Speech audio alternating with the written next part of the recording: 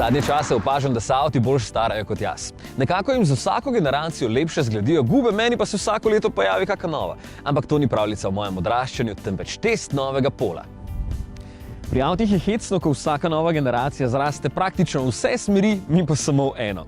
Na novi polo je daljši za kar 8 cm, širši za 6, malenkost je bliže tlom, da ima bolj športno pojavo. Prvič po dobrih 40 letih je na voljo samo s 5 vrati in je presegel mejo 4 metrov, tako da je samo malo krajši od Golfa 4, ponuja pa več prostora.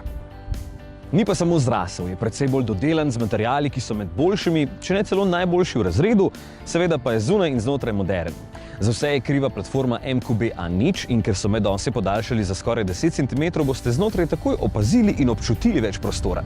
Tudi prtljažnik zdaj sprejme lepih 351 litrov, torej 71 več kot prej. Veliki malček torej.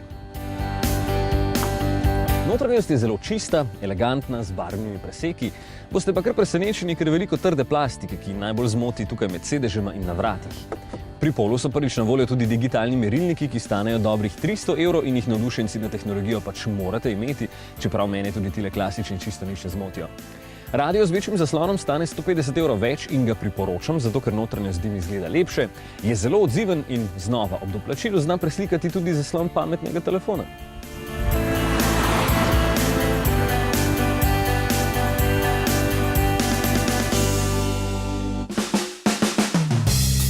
Sedeža sta udobna in nudita dovolj bočne opore, tudi položaj za volanom sem si nastavil v trenutku, tako da lahko spet pohvalim inženirje.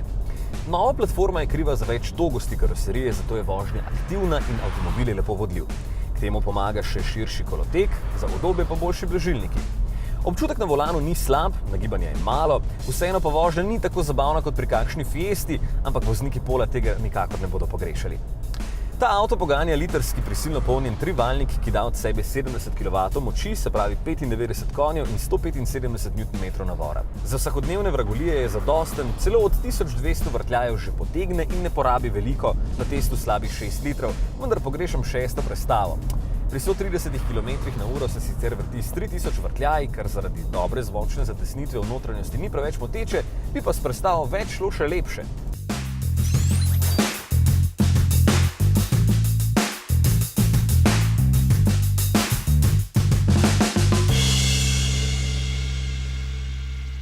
Polo ima že v osnovi veliko opreme. Sam pomaga speljevati v klanec, potem je tu še klima, luči se vključijo samodejno, radio ima tudi povezavo Bluetooth in v sili zna zavirati sam.